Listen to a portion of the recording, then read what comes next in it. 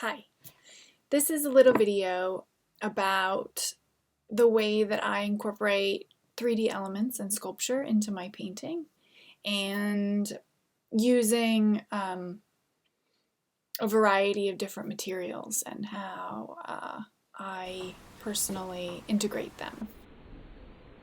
So here I am using a blade to cut into the paper that's adhered to board. And I accentuated those cuts with paint, and I did a whole bunch of white little dots in there that kind of camouflage themselves as little cuts. And then I went over it with a blowtorch quickly and got this little burnt effect. So basically, my point is that I was layering effects upon effects, and then accentuating the surrounding area so that it's kind of like this glowing flower. This is where I did a whole bunch of sculpture, cutting and inserting different little sticks and wire, and then I just burned the crap out of the whole thing. And then restrung it with gold thread. Watercolor. This is just an example of using the painting to inspire the sculpture that I would use. So this feathery watercolor made me think of these little pigeon feathers that I had collected, so I put them and how much it really reflected the texture and the soft pattern of watercolor, little feathery marks. I love that. But more often, I am actually doing sculpture, and then the painting is more inspired by the sculpture. So this is obviously cutting through the canvas and partially overlaying the whole with this fabric mesh that I adhered with glue, and I made this little structure with patching putty, and then just surrounded it with different patterns of color and texture to, and so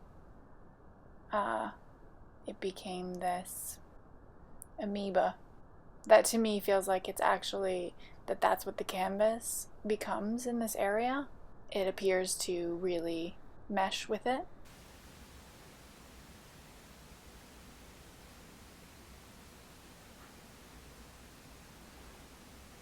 Here I'm using some pink matches and red thread. Pretty intense sculptural elements, but the keeping with this like simple limited color palette to me makes it work. And then this is just a piece of windshield glass that I've really found totally beautiful since I was a little kid, that I always use in my work. And here is this kind of bundle of knots where I have used scratching and then these fine lines of painting, as well as a big hole and these natural fibers that are coming in and out that have been partially painted. Here I'm combining cutting into the canvas with string that I painted and used some glitter to enhance the. This is a painting about bees.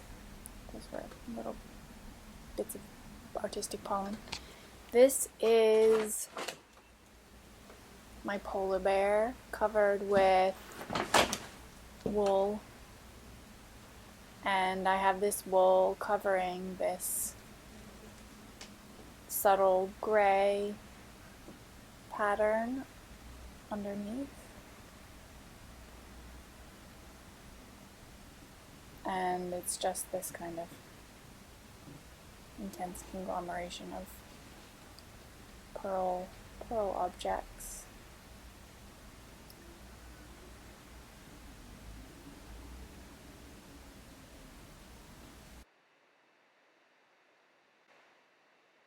Here are some just flowers stuck right on in this whole complex of thread and cuts and paint on top with staples and pom-poms and layers of tissue paper on top of the staples, just creating this kind of like rich texture with a limited color palette so that the texture is emphasized and really kind of integrated.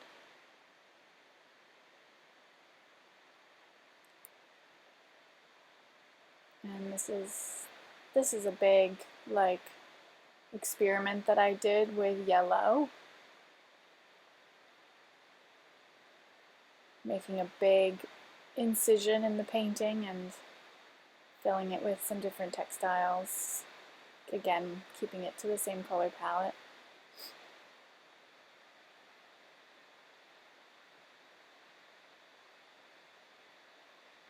And then this is a way that I've started to use gold leaf, where I put this like textured paint on top and then some white paint, and then the gold leaf is also a little bit aged with water, just like it just has been sitting for a long time, but then I actually scrape into the gold leaf, so it creates this effect that's a bit more than just gold leaf on the painting. And then this is Queen Anne's lace combined with some white accents and just small ink work, cutting and little insertion of glitter in areas. And here I spiced up these little arrows by cutting them out, ripping them off and then torching them. Same with these old analog film bits, stuffed some natural material with these little clay seeds that I made into holes that I drilled. These are some rose petals that inspired this area of painting.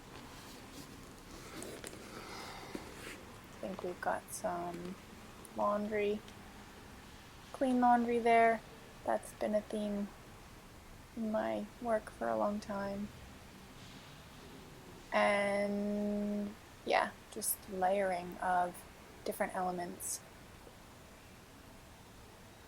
repeating and imitating each other. Hole in the painting, a little finch, a yellow goldfinch, a little package in brown paper, a little book.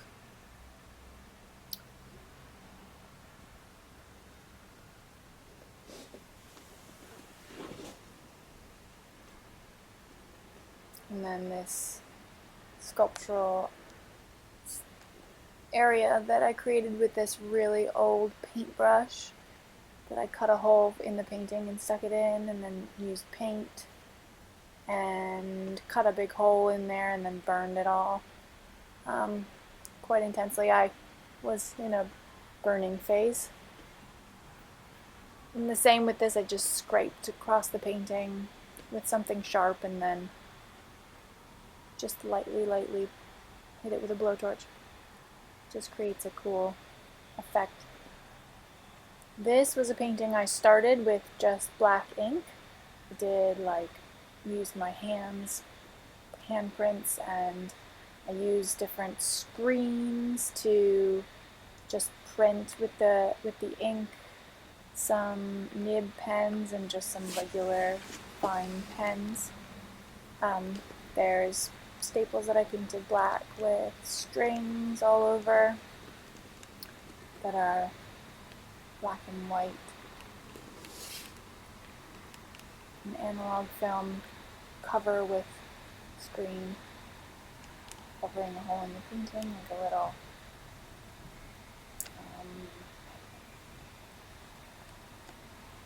vent. Yes, that's the word. Nails on a little burnt campsite area. And then more handprints, and then working into the shapes that are already there with pens and crayons and brushes. And then in the end, doing some fine detail with the ravens. And this raven has some scratching on its wings and tail feathers, some texture. In this painting I started with the zebra and then kind of worked out from there with more geometric shapes. As a little background, I did this scribble here of these spiky shapes that looked really bad. Added another lighter layer of pen in the background. Added more cuts, added these dots. Added this dot work. And somehow it is just, with all those different elements, it's integrated into the painting finally. And with this maze that I drew, it's got thread on top of it, and I actually used a blowtorch to make this burnt path on top of it, so more layering here.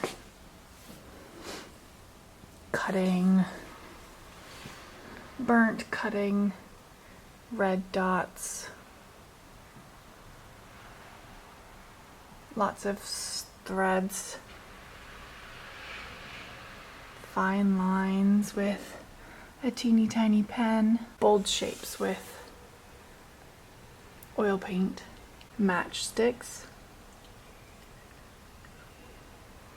And then decided to burn them. Some more flowers. And here I've really done a lot of miniature. This is somebody's storehouse. And we've got staples and more staples and more burning. And these little holes I made with a drill, and then I burnt them. Plastic mesh, staples, thread. Pretty intense.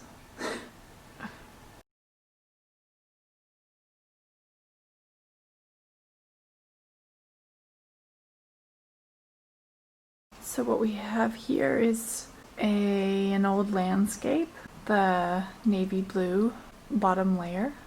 I like this little bit of city and country pasture birds and underwater scene, but it felt a bit like it wasn't going anywhere.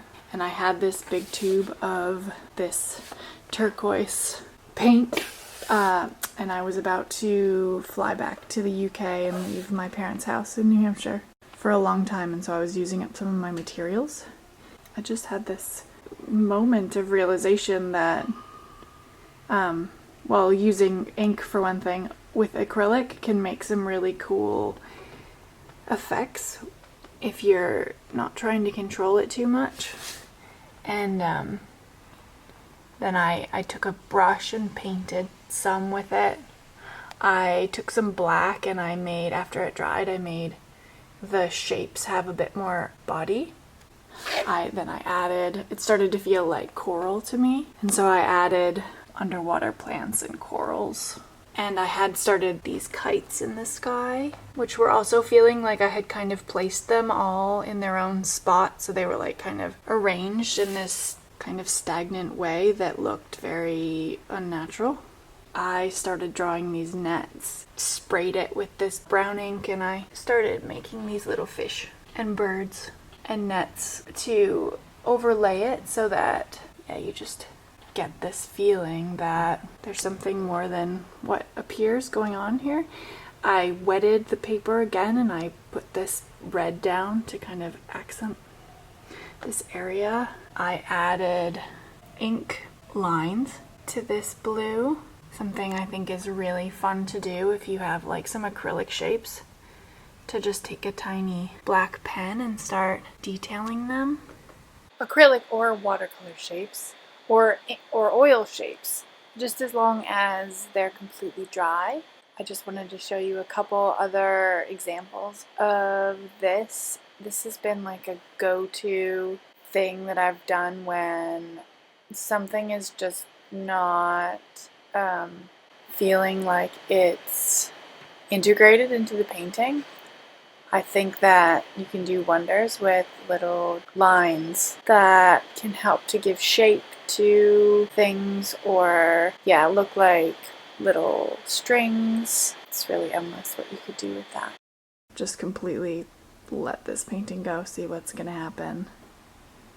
And I had another experience of layering without really losing what I had done and making it feel unique and unusual.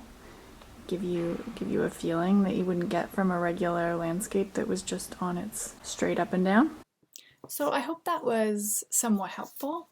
If you're interested in that kind of thing, to start thinking about how you can really make whatever you have around and whatever inspires you feel like part of a two-dimensional work. And yeah, you can use absolutely anything. Like I love using stuff that's really just not even gonna last, because the way that it inspires the future stuff that I do is really fun, and to me there's really nothing better than a rose petal, like on that one of those last paintings that I just showed.